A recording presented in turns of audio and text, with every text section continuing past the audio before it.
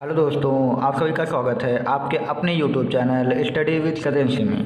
दोस्तों, आज के वीडियो में हम बात करेंगे क्लास 9th का साइंस का चैप्टर नंबर 8 जो कि गति है, जिसे हम लोग मोशन भी कहते हैं। ठीक है, इसमें हमने इसके पहले दूरी और विस्थापन को अच्छे से कवर कर लिया था और दूरी और विस्थापन के हमने आंकिक क्वेश्चन को भी कवर कर लिया है। ठीक है, तो इसी के आगे हम आज एक समान गति, असमान गति, इसके बारे में डिस्कस करेंगे। इसके बाद वेग क्या होता है, चाल क्या होता है, औसत चाल क्या होती है, त्वरण क्या होता है, औसत त्वरण क्या आता है, इन सभी को यहाँ पर हम डिस्कस करने वाले हैं। ठीक है, तो आज का वीडियो इस क्लास का सबसे इंपॉर्टेंट वीडियो रहने वाला है, तो वीडियो को अंत तक देखने की कोशिश करिएगा ताकि आप लोगों को इससे जो भी क्वेश्चन बनेंगे वो आप लोगों को अच्छे से समझ में आ जाए। ठीक है, तो आइए स्टार्ट करते हैं और देखते हैं। सबसे स्टार्टिंग में हम क्या करते हैं, एक समान गति क्या होती है और असमान गति क्या होती है। सभी लोगों को हमने बताया था कि गति क्या होती है, जो कि जैसा कि आप सभी को पता है कि हमने जब स्टार्टिंग किया था इस लेसन का, तो हमने आप लोगों को बताया था कि गति क्या होती है। यदि किसी वस्तु की स्थिति में परिवर्तन होता है समय के हिसाब से, यानी समय के अकॉर्डिंग अगर किसी वस्तु की स्थिति में परिवर्तन होता है तो कहा जाता है कि वह गति में है। ठीक है, तो उसी को गति को हम क्या करेंगे, गति हम यहाँ पे दो टाइप की डिस्कस करने वाले हैं, एक समान गति क्या होगी और असमान गति क्या होगी। तो यहाँ पे डेफिनेशन में लिखा है, यदि कोई वस्तु समान समयांतरालों में समान दूरियां तय करती है तो उसकी गति एक समान गति होती है। ठीक है, कहने का मतलब क्या है कि समान समय होना चाहिए। अगर उसी समान समय में अगर समान दूरियां तय कर रहा है तो कहा जाएगा कि वो एक समान गति में है। ठीक है, यहाँ पे एग्जाम्पल देखिए, हमने यहाँ पर ऊपर की तरफ एरो में दूरी ले रखा है, नीचे की तरफ हमने समय ले रखा है। अब यहाँ पे देखिए, हमने ओ से स्टार्टिंग किया है, ए पर जाएंगे, ए से बी पर जाएंगे और बी से सी पर जाएंगे। तो यहाँ पे देखिए, ओ से ए तक जाने में कितना हमें समय लगता है, 1 सेकंड का समय लगता है। और ओ से जो ए की जो बीच की दूरी है वो 10 सेंटीमीटर है। यानी कहने का मतलब ये है कि हमने ओ से ए तक की 10 सेंटीमीटर की दूरी को 1 सेकंड में कवर किया। ठीक है, ये कहने का मतलब। फिर हम क्या करेंगे, ए से बी जाएंगे, तो जो ए से बी है, ए से बी भी हमारी कितनी है, 10 सेंटीमीटर है। इसको कवर करने में भी हमको 1 सेकंड का समय लगा है। ठीक है, फिर यहाँ पे बी से सी जाने में जो कि दूरी कितनी है, 10 सेंटीमीटर, इसको कवर करने में भी 1 सेकंड लगा है। तो आप यहाँ पे देख सकते हैं हर 1 सेकंड में वो 10 सेंटीमीटर की दूरी कवर कर रहा है। यहाँ पे देख सकते हैं, इस ओ से ए जाने में 1 सेकंड में 10 सेंटीमीटर की दूरी, ए से बी जाने में 1 सेकंड में 10 सेंटीमीटर की दूरी, बी से सी जाने में 1 सेकंड में 10 सेंटीमीटर, यानी समान समय है। यहाँ पे देख सकते हैं समान समय में अगर समान दूरियां तय करता है तो उसे एक समान गति कहेंगे। तो ये जो उदाहरण हमने दिया है वो एक समान गति का है। इसका जो ग्राफ बनेगा वो सीधी रेखा में बनेगा, यानी दूरी और समय का जब हम ग्राफ बनाएंगे तो वो बिल्कुल बीच से जाएगा, क्योंकि ये दूरी की तरफ से भी समान रहेगा और समय की तरफ से भी क्या रहेगा, समान रहेगा। अब यहाँ पे चेक कर सकते हैं, अगर यहाँ पे हम मान लें एक अगर यहाँ पे लेंगे तो एक के सामने यहाँ पे क्या आएगा, इधर भी एक आएगा, तो 1 सेकंड में एक। फिर यहाँ पे अगर हम 2 लेंगे तो 2 के सामने क्या आएगा, 2 आएगा। इसी तरह 3 लेंगे तो 3 के सामने 3 आएगा। तो ये हमारा दूरी और समय का ग्राफ है और ये एक समान गति का ग्राफ है, ये एक समान गति को दिखा रहा है। ठीक है, तो यहाँ पर आप लोगों को समझ में आ गया होगा कि एक समान गति क्या होती है। ठीक है, इसके बाद हम डिस्कस करेंगे असमान गति क्या होती है। तो आइए दोस्तों, यहाँ पे देखते हैं। अब असमान गति की बात कर लेते हैं, जिसे हम नॉन यूनिफॉर्म मोशन भी कहते हैं। तो यहाँ पे लिखा है कि यदि कोई गतिमान वस्तु समान समयांतरालों में अलग अलग दूरियां तय करती है, यहाँ पर जस्ट तो थोड़ा सा अलग है, समान समय होना चाहिए लेकिन उस समान समय में जो दूरियाँ होनी चाहिए वो अलग अलग अगर तय करता है तो उसकी गति कहा जाएगा कि असमान गति है। ठीक है, तथा वस्तु की चाल समान अथवा परिवर्तनशील कहलाती है। जो चाल होगी वो परिवर्तनशील कहलाएगी, क्योंकि अगर चाल परिवर्तित होगी तभी समान समय में अलग अलग दूरियां तय होंगी। ये आपको याद रखना है, चाल जब तक बदलेगी नहीं तब तक समान समय में दूरियां नहीं बदलेंगी। तो अगर चाल बदल रही है तो इसका मतलब है कि समान समय में दूरियां बदलेंगी। एग्जाम्पल से समझते हैं इसको। यहाँ पे देखिए, ओ से ए जाना है, फिर ए से बी जाना है और बी से सी जाना है, वैसे ही जाना है। तो यहाँ पे देखिए, ओ से ए के बीच की जो डिस्टेंस थी वो 10 सेंटीमीटर थी। हमें कवर करने में कितना समय लगा है, 1 सेकंड का समय लगा है। ठीक है, यहाँ तक तो ठीक है। फिर यहाँ पे देखिए, ओ से ए तक गए, अब ए से क्या करेंगे, हम बी तक जाएंगे। तो ए से बी में हम 1 सेकंड में देखते हो तो 1 सेकंड में यहाँ पे ए से बी के बीच जो डिस्टेंस है वो 20 सेंटीमीटर है। यानी इस बार हमने 1 सेकंड में 20 सेंटीमीटर कवर कर लिया। यहाँ पे देखिए, उसी 1 सेकंड में 10 सेंटीमीटर कवर किया, यहाँ पर 1 सेकंड में 20 सेंटीमीटर कवर कर लिया। तो यहाँ पे थोड़ा सा दूरी क्या होगी, अलग होगी। समय लेकिन कैसा है, समय तो सेम है। फिर यहाँ पे देखिए, बी से सी गए, यहाँ भी हमने 1 सेकंड में कितना कवर किया, 12 सेंटीमीटर कवर कर लिया। तो आप यहाँ पे देख सकते हैं कि पहले 1 सेकंड में 10 सेंटीमीटर, दूसरे 1 सेकंड में 20 सेंटीमीटर और तीसरे 1 सेकंड में 12 सेंटीमीटर। तो इसका मतलब है कि समान समय होने पर दूरियाँ क्या हो रही हैं, असमान है, यानी भिन्न भिन्न है। तो इस प्रकार जो गति होगी वो असमान गति होगी। ठीक है, यह गति असमान गति क्यों हुई, क्योंकि चाल में परिवर्तन हो रहा है। पहले चाल बढ़ी तभी दूरी ज़्यादा कवर की, फिर चाल घटी तब दूरी क्या हुई, कम कवर की। असमान गति का ग्राफ आप यहाँ पे देख सकते हैं। पहले मान लेते हैं समय क्या था, कम था तो दूरी भी कम थी, फिर एक समय में क्या हुई, दूरी का मान क्या होता है, बढ़ा था, फिर अगले समय में क्या होगा, दूरी का मान और बढ़ सकता है, या फिर ये ग्राफ नीचे भी आ सकता है। तो ये ग्राफ सीधी रेखा में नहीं होगा, या तो ग्राफ ऊपर की तरफ भी जा सकता है या नीचे भी की तरफ जा सकता है। ठीक है, तो ये असमान गति का आप लोगों का एग्जाम्पल हो जाएगा, और ये आप ग्राफ से इसको समझ सकते हैं कि दूरी समय का ग्राफ जो बनेगा असमान गति का वो इस प्रकार से कुछ हो सकता है। ठीक है, इसका ग्राफ आप लोग ये भी मान के लिए कुछ और ग्राफ का टाइप का भी हो सकता है, जो हम आपको यहाँ पर अगर दिखाएं तो ये ग्राफ इस तरह का भी हो सकता है। ठीक है, यहाँ पे मैं आपको बना के दिखा देता हूँ। तो यहाँ पे अगर आप देखेंगे तो ग्राफ इसका इस प्रकार से भी हो सकता है। ठीक है, तो ये मत सोचिएगा ग्राफ कहाँ जा सकता है, तो ये ग्राफ इस प्रकार से भी जा सकता है, यानी क्या हो सकता है कि जो हमारी दूरी होगी वो घट भी सकती है समय के हिसाब से। ठीक है, तो इस प्रकार से भी ग्राफ इसका बन सकता है। ठीक है, तो उम्मीद करता हूँ आप सभी को ये समान गति और असमान गति समझ में आ गया होगा। इसके बाद हम यहाँ पे देखते हैं चाल के बारे में बात। दोस्तों यहाँ पर हम आगे बात कर लेते हैं चाल के बारे में। चाल यानी स्पीड के बारे में बात करते हैं। तो स्पीड यानी चाल क्या होती है, इसको देखते हैं यहाँ पे। तो इसकी डेफिनेशन है कि किसी वस्तु द्वारा एकांक समयांतराल में चली गई दूरी वस्तु की चाल कहलाती है। ठीक है, कहने का मतलब यह है कि एकांक समय यानी हम एक समय में जितनी भी दूरी चलेंगे वह हमारी क्या होगी, चाल होगी। ठीक है, यहाँ पे फॉर्मूला देख सकते हैं, चाल बराबर क्या बनेगा, दूरी बटे समयांतराल, यानी जितने भी समय में हम जितनी भी दूरी कवर करते हैं इन दोनों का अगर हम भाग कर देंगे तो हमें क्या मिलेगा, चाल मिलेगा। ठीक है, तो ये इसका फॉर्मूला हो जाएगा और ये इसकी डेफिनेशन हो जाएगी। फिर हम चाल को क्या करते हैं, चाल को हम यहाँ पर v से लिख लेते हैं और दूरी को हम क्या करते हैं, s से लिख देते हैं और समय अंतराल को t से लिख देते हैं। ठीक है, तो ये हो जाएगा। अब इसका जो मात्रक होगा, SI मात्रक, वो क्या होगा, मीटर प्रति सेकंड। कैसे होगा, दूरी को हम क्या लिखेंगे, मीटर में लिखेंगे और समय को क्या में लिखेंगे, सेकंड में लिखेंगे। तो इस प्रकार इसका आ जाएगा मीटर प्रति सेकंड, इसका मात्रक आ जाएगा। ठीक है, फिर CGS में पूछे यानी सेंटीमीटर ग्राम सेकंड में, तो दूरी का मात्रक CGS में सेंटीमीटर हो जाएगा और समय क्या क्या रहेगा, सेकंड रहेगा। तो ठीक है, याद रखना है SI मात्रक मीटर प्रति सेकंड होगा, CGS मात्रक सेंटीमीटर सेकंड होगा, और यह अधिक राशि ये भी आपको याद रखना है। ठीक है, ये क्वेश्चन पूछा जा सकता है कि चाल किस प्रकार की राशि है, तो चाल आपकी क्या हो जाएगी, अधिक राशि हो जाएगी। ठीक है, इसके बाद हमें बात कर लेते हैं और थोड़ा सा यहाँ पे कि क्षणिक चाल है। यहाँ पे क्षणिक चाल की बात कर लेते हैं। तो जो क्षणिक चाल है इसे स्पीडोमीटर द्वारा मापी जाती है। जो क्षणिक चाल है यानी एट द टाइम आपको मापना है, जैसे आपकी कोई गाड़ी चल रही है उसकी तुरंत हमें चाल मापना है, तो उसे हम चाल को कैसे मापेंगे, स्पीडोमीटर से इसकी जो चाल मापेंगे। ठीक है, तथा यह यात्रा की दूरी ओडोमीटर द्वारा मापी जाती है। जिस टाइम चाल गाड़ी हमारी चल रही है उस टाइम क्षणिक चाल नापना है तो स्पीडोमीटर का प्रयोग करेंगे, और कितनी दूरी कवर की है उसे किससे मापेंगे, ऑडोमीटर से मापेंगे। ठीक है, जो चाल होती है, जो क्षणिक चाल है, स्पीडोमीटर से याद रखना है, और जो दूरी को मापते हैं गाड़ी की उसे कैसे मापते हैं, ऑडोमीटर द्वारा मापते हैं। ठीक है, तो ये आपको यहाँ पे चाल के बारे में याद रखना है। तो आपको यहाँ पे चाल बराबर दूरी बटे समय अच्छे से याद रखना है, क्योंकि इसके हम आंकिक प्रश्न यानी न्यूमेरिकल जब सॉल्व करेंगे तो वहाँ पे ये फॉर्मूला यूज होगा। फिर यहाँ पे चाल में हम बात कर लेते हैं एक समान चाल की। जैसा कि हमने अभी आपको बताया था कि एक समान गति होती, उसी प्रकार से यहाँ पर एक समान चाल होगी, बस सेम है। जहाँ पर हम जैसे हमने आपको वहाँ पे समझाया था तो वैसे ही यहाँ पे होगा। तो हम यहाँ पे आपको सिर्फ डेफिनेशन पढ़ के बता देते हैं, बाकी उसको उसी अकॉर्डिंग समझ लीजिएगा। यहाँ पे लिखा है यदि कोई वस्तु समान समय अंतरालों में समान दूरियां तय करती है तो उसकी चाल एक समान चाल होती है। सेम चीज़ यहाँ पर लिखी हुई है जैसे हमने कि आपको भी पहले समझाया था। समान समय होना चाहिए। मान लेते हैं 1 सेकंड में 10 गई, फिर B से C में 1 सेकंड में फिर 10 गई, फिर C से D में 1 सेकंड में 10 गई। यानी समान समय अंतरालों में अगर समान दूरी तय हो रही तो वो क्या होगा, एक समान चाल होगा। यहाँ पर देखिए असमान अथवा परिवर्तित चाल, ये भी उल्टा होगा। यानी यहाँ पर समान समय में समान दूरियां तय नहीं होंगी। यहाँ पर क्या लिखा है, यदि कोई गतिमान वस्तु समान समय अंतरालों में अलग अलग दूरियां तय करें तो उसकी चाल क्या होगी, असमान होगी या तो परिवर्तित चाल होगी। इसको भी वैसे ही अकॉर्डिंग समझ लेना है। ठीक है, तो सेम है। फिर यहाँ पे बात करें क्षणिक चाल की, जैसे क्या कहते हैं, इंस्टैंटेनियस चाल कहते हैं यानी स्पीड कहते हैं। ठीक है, यहाँ पे देखते हैं इसके बारे में, किसी वस्तु की गति के दौरान किसी क्षण जो चाल होगी उसे क्षणिक चाल है। यानी मान लें कि हमारी कोई गाड़ी है जैसे चल रही है और पीछे बैठा आदमी कहे कि आप लोग अरे यार कितनी स्पीड में गाड़ी चला रहे हो, तो बताएगा कि हम 60 की स्पीड में चला रहे हैं। तो उसी वक्त जो बताएगा, उसी क्षण जो बताएगा चाल, तो वही हमारी क्या होगी, क्षणिक चाल होगी। यानी जिस टाइम की बात हो उसी टाइम जो चाल होगी वो क्षणिक चाल होगी। आप सभी को पता है कि गाड़ी की चाल या कार की चाल या किसी की मान लें कार की चाल जो होगी पहले ज़्यादा होती है, फिर बढ़ती है, फिर घटती है, घटती है, बढ़ती है, ऐसा। लेकिन जब एक टाइम पे पूछा जाए, एकदम से पूछा जाए, एक फिक्स टाइम पे पूछा जाए कि इस टाइम चाल आपके मीटर में क्या बता रही, तो वो जो चाल वो बताएगा वो क्षणिक चाल होगी। ठीक है, तो क्षणिक चाल को यहाँ पे ऐसे याद रख सकते हैं।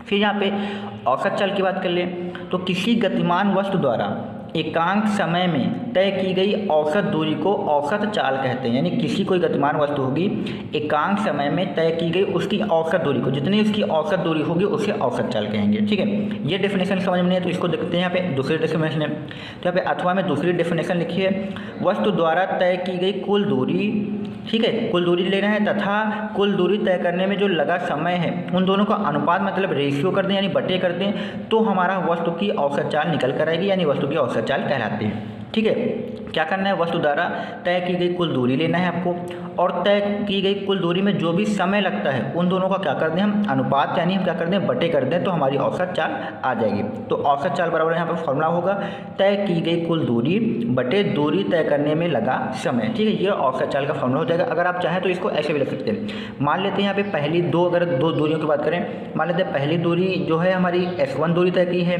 दूसरी मान लेते हैं S2 दूरी तय की है। S1 दूरी तय करने में मान लेते हैं T1 समय लगा है, S2 दूरी तय करने में मान लेंगे क्या लगा है T2। तो दोनों दूरियों को जोड़ के यहाँ पे लिखेंगे, दोनों समय को यहाँ पे जोड़ कर लिखेंगे। तो इस प्रकार से हमारी औसत चाल है। कुल दूरी आपको जोड़ना है, जितनी भी दूरियाँ हों उनको जोड़ना है, और इन दूरियों को कवर करने में जितना भी समय लगा है उनको ऐड करना है। दोनों को अगर हम रेशियो निकालें, दोनों को अगर हम अनुपात कर दें तो हमारी औसत चाल आ जाएगी। ठीक है, तो ये हो जाएगा हमारा औसत चाल।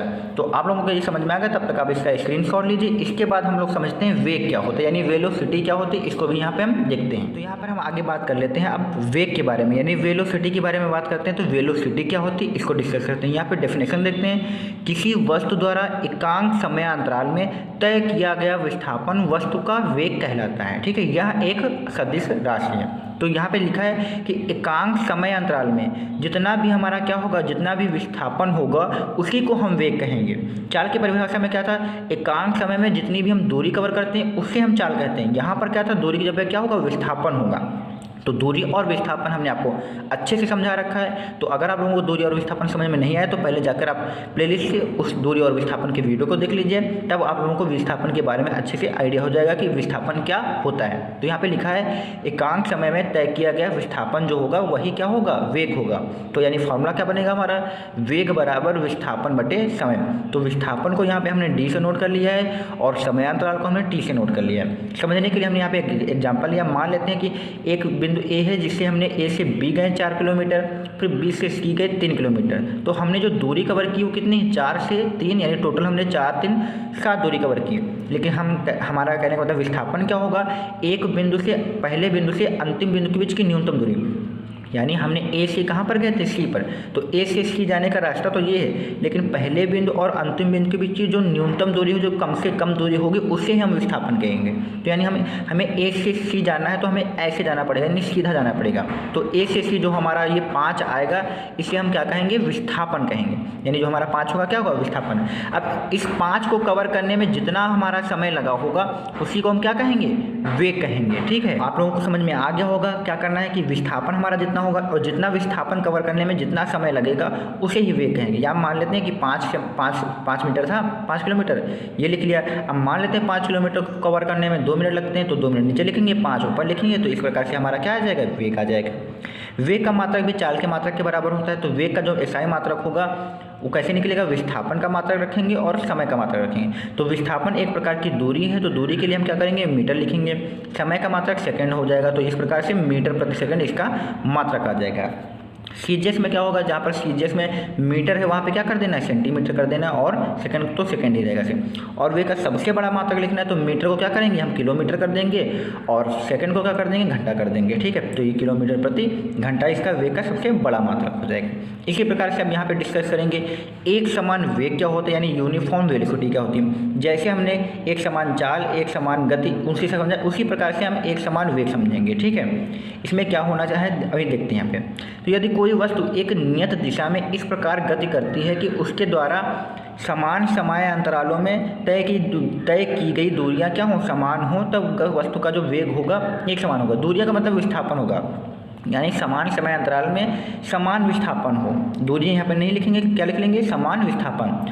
तो समान समय अंतराल में अगर समान विस्थापन होता है, एक समान विस्थापन होता है, तब कहा जाएगा कि वस्तु का एक समान वेग है। ठीक है, तो इसको भी एग्जाम्पल से हम लोग समझना चाहेंगे तो ऐसे ही समझेंगे। तो मान लेते हैं यहाँ पे ये रहेगा कि मान लेते हैं कि ये विस्थापन है, ये ऊपर की तरफ हमने विस्थापन लिया, इधर नीचे की तरफ समय लिया। एक सेकंड में मान लेते हैं विस्थापन हमारा 2 है, अगले सेकंड में भी विस्थापन क्या होना चाहिए 2 होना चाहिए, अगले सेकंड में भी क्या होना चाहिए 2, यानी हर एक सेकंड में जो विस्थापन है वो 1 होना चाहिए। तो इसका ग्राफ जब हम बनाएंगे तो इस प्रकार से बनेगा। आगे की क्लास में हम लोग आप लोगों को अच्छे से दूरी और विस्थापन वेग इन सभी के ग्राफों को अच्छे से समझाएंगे, तो वहाँ पर हम ज़्यादा डिस्कस कर लेंगे। यहाँ पर अभी डेफिनेशन की बात है तो इसको डेफिनेशन में देख लें, फिर हम अभी आगे बात करेंगे एक समान वेग का ग्राफ कैसे खींचा जाता है, इसके बारे में अच्छे से डिटेल में बात हम अगले वीडियो में करेंगे। ठीक है, अभी आप लोग यहाँ पर डेफिनेशन देख लीजिए खाली। तो याद क्या रखना है, समान समय अंतरालों में समान विस्थापन होता है तो वो एक समान वेग होगा। इसके विपरीत समान समय अंतरालों में निश्चित दिशा में अगर असमान विस्थापन होता है, यानी विस्थापन क्या हो रहा है घट बढ़ रहा है, तो कहा जाएगा असमान वेग या परिवर्ती वेग कहा जाएगा। ठीक है, इसके एग्जाम्पल देखना चाहें तो एग्जाम्पल हो जाएंगे गुरुत्व के प्रभाव में मुक्त रूप से गिरते हुए पिंड की गति। जब कोई पिंड ऊपर से गिरेगा गुरुत्व त्वरण के प्रभाव में, तो उसकी जो गति होगी एकदम से बढ़ती जाएगी, तो उसका जो वेग होगा वो परिवर्तित होता रहेगा।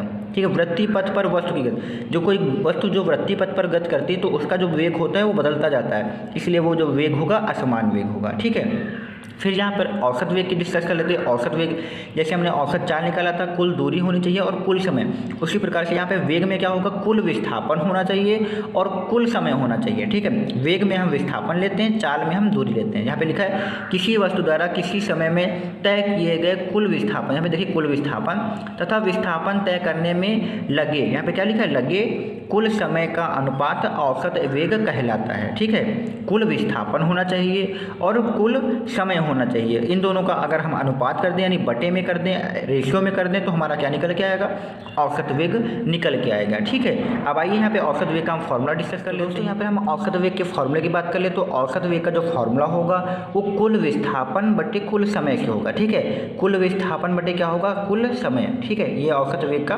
फॉर्मूला होगा। तो यहाँ पे कुल विस्थापन के लिए यहाँ पे देखो लिखा गया है कि u + v/2, यानी प्रारंभिक वेग अगर हम लिख लें और अंतिम वेग लिख लें, इन दोनों को अगर हम 2 से भाग कर दें तो भी हमारा औसत वेग आ जाएगा। ठीक है, 2 फॉर्मूले हैं, एक तो कुल विस्थापन पता होना चाहिए, एक तो कुल समय, दूसरा क्या है अगर हमें औसत वेग निकालना है तो प्रारंभिक चाल u को हम प्रारंभिक चाल लिखते हैं और v को हम अंतिम चाल से लिखते हैं, इन दोनों को जोड़ कर 2 से भाग कर दें तो भी हमारा औसत वेग आ जाएगा। ठीक है, फिर यहाँ पे क्षणिक वेग की बात कर लें तो क्षणिक वेग का मतलब है किसी क्षण किसी वस्तु का वेग क्षणिक वेग कहलाएगा, यानी जिस क्षण हम देख रहे हैं उस वक्त जो वेग होगा वही क्षणिक वेग होगा। ठीक है, अब बात करते हैं चाल तथा वेग में अंतर की बात कर लें तो चाल और वेग में अंतर की यहाँ पे देखते हैं। पहले अंतर इसका हो जाएगा डेफिनेशन अंतर। तो यहाँ पे लिखा है किसी भी दिशा में एकांक समय में चली गई दूरी क्या होती है चाल होती है। किसी भी दिशा में चाल के लिए आप लोगों को कोई दिशा की फिक्स नहीं है, चाहे जिस दिशा में जाइए, क्योंकि दूरी किसी भी दिशा में जा सकती है। तो किसी भी दिशा में एकांक समय में चली गई दूरी क्या होती है चाल होती है। यहाँ पे देखिए निश्चित दिशा होनी चाहिए, यहाँ किसी निश्चित दिशा में एकांक समय में जो चली गई दूरी या विस्थापन होगा उसे हम क्या कहेंगे वेग कहेंगे। ठीक है, दूसरा पॉइंट यहाँ पे यह एक अधिक राशि है और इधर क्या थी यह एक सदिश राशि है, ये हमने आपको बताया था। फिर तीसरा पॉइंट यहाँ पे किसी वस्तु की चाल इसके वेग के बराबर या अधिक हो सकती है। जो चाल होगी या तो वेग से बराबर हो सकती है या उससे अधिक होगी, उससे कम तो नहीं होगी, यानी वेग से कम तो चाल होगी ही नहीं, क्योंकि दूरी ज़्यादा होती है विस्थापन कम होता है। क्योंकि चाल जो हमारी है वो दूरी पर निर्भर करती है, तो जो वेग हमारा है वो विस्थापन पर निर्भर करता है। और आप सबको पता है कि जो विस्थापन होता है वो दूरी से कम हो सकता है या बराबर हो सकता है, लेकिन ज़्यादा नहीं होगा विस्थापन। ठीक है, यहाँ पे देख लीजिए वेग का परिमाण जो है वस्तु की चाल के बराबर हो सकता है या उससे छोटा होगा। कारण यही है क्योंकि विस्थापन जो होता है वो दूरी से कम ही होता है, ज़्यादा नहीं होगा या फिर बराबर हो सकता है। ठीक है, चौथा पॉइंट औसत चाल सदैव धनात्मक होती है, यानी जो चाल आएगी औसत चाल वो सदैव क्या होगी धनात्मक। यहाँ पर औसत वेग धनात्मक भी हो सकता है, शून्य भी हो सकता है, ऋणात्मक भी हो सकता है। ये सब 3 चीज़ें इसलिए होती हैं क्योंकि विस्थापन की वजह से। हमने आपको विस्थापन में समझाया था धनात्मक शून्य ऋणात्मक कैसे हो सकते हैं। ठीक है, तो ये हो जाएगा हमारा चाल और वेग में अंतर। इसके बाद हम यहाँ पर डिस्कस करेंगे त्वरण के बारे में। तो यहाँ पे देखिए त्वरण की बात कर लेते हैं, जिसे एक्सेलरेशन भी कहा जाता है। इसकी डेफिनेशन क्या है, किसी गतिशील वस्तु के वेग परिवर्तन की दर को उस वस्तु का त्वरण कहते हैं। यानी कोई गतिशील वस्तु होगी अगर वो अपना वेग बदले, मान लेते हैं पहले वेग इसका 50 है, बाद में इसका वेग 60 हो गया, तो 50 से 60 जिस समय के अंतर में होगा उसे हम क्या कहेंगे त्वरण कहेंगे। ठीक है, याद रखना अच्छे से। मान लेते हैं कि 50 था और फिर क्या था 60 था, और 50 से 60 जब वेग हुआ होगा तो कुछ ना कुछ तो समय लगा होगा। तो जो समय लगा है और 50 से 60 जिस समय में हुआ है उसी को हम क्या कहेंगे, त्वरण कहेंगे। ठीक है, डेफिनेशन एक बार फिर से पढ़ लेते हैं। किसी गतिशील वस्तु के वेग परिवर्तन की दर को उस वस्तु का त्वरण कहते हैं। ठीक है, तो यह परिभाषा के अकॉर्डिंग जो फॉर्मूला बनेगा, तो यहाँ पे वेग परिवर्तन हम ऊपर लिख लेंगे, दर का मतलब होता है समय, तो समय कहाँ लिख लेंगे, नीचे। और किसी को वेग परिवर्तन को हम जो लिखते हैं उसे डेल्टा से बनाते हैं। ये परिवर्तन का निशान जो है डेल्टा से बनाया जाता है। और यहाँ पे वेग का मतलब क्या लिखेंगे, वी लिख लेंगे। समयांतराल का मतलब टी।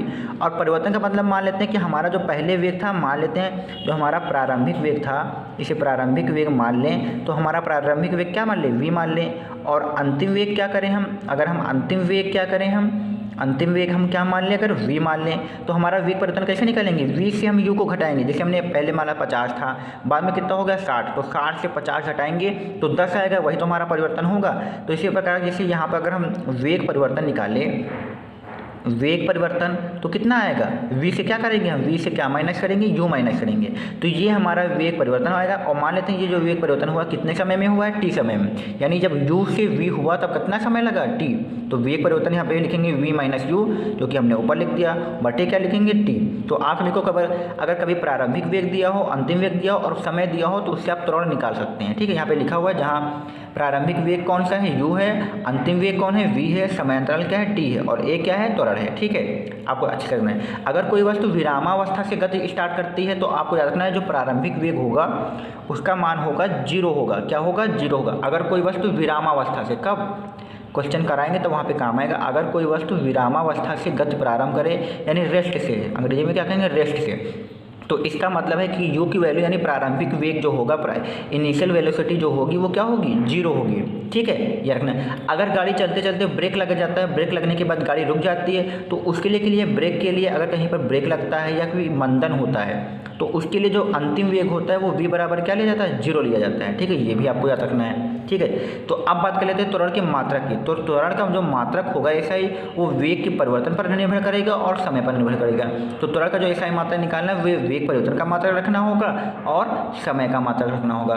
तो अभी हमने पीछे पढ़ा हुआ है कि जो वेग का मात्रक होता है वो मीटर प्रति सेकंड होता है और समय का मात्रक क्या होता है, सेकंड होता है। तो ये सेकंड जो दूसरा वाला है इसके साथ में नीचे आ जाएगा, तो सेकंड जुड़ के सेकंड स्क्वायर हो जाएगा। तो इस प्रकार से मात्रक क्या आ जाएगा, मीटर प्रति सेकंड स्क्वायर। इसे इस प्रकार से भी लिख सकते हैं, मीटर प्रति सेकंड स्क्वायर। ठीक है, सीजीएस में क्या होगा, मीटर की जगह पे क्या हो जाएगा, सेंटीमीटर हो जाएगा, तो सेंटीमीटर प्रति सेकंड स्क्वायर। आपको जिस चीज़ का भी मात्रक निकालना है उसके फॉर्मूले से निकालिए। वेग का मात्रक रखिए, समय का मात्रक रखिए, आराम से आपका मात्रक आ जाएगा। ठीक है, तो ये हो जाएगा आपका त्वरण। इसके बाद बात करते हैं एक समान त्वरण की।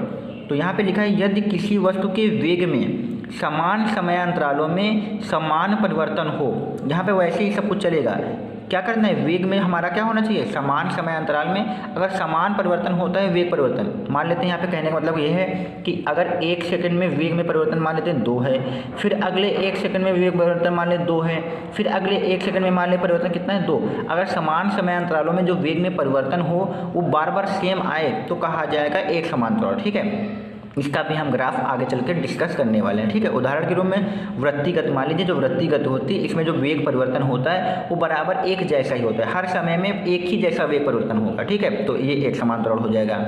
इसके बाद यहाँ पे असमान त्वरण या परिवर्ती त्वरण को भी डिस्कस करते हैं यहाँ पे। ठीक है, तो ये देख लीजिए आप लोग, असमान त्वरण और परिवर्ती वेग त्वरण क्या होता है। ठीक है, तो असमान का मतलब यह होगा कि यदि किसी वस्तु के वेग परिवर्तन एक समान समयांतरालों में अगर अलग अलग परिवर्तन हो रहा है वेग परिवर्तन तो असमान त्वरण होगा। ठीक है, जैसे भीड़ भरे बाजार में गाड़ी की गति, गाड़ी कभी तेज होगी, धीमी होगी, तेज होगी, धीमी होगी, तो समय के अकॉर्डिंग उसमें वेग में परिवर्तन होता रहेगा और वो भिन्न भिन्न आएगा, तो वो हो जाएगा असमान त्वरण हो जाएगा। ठीक है, डेफिनेशन आप लोग यहाँ पे देख सकते हैं।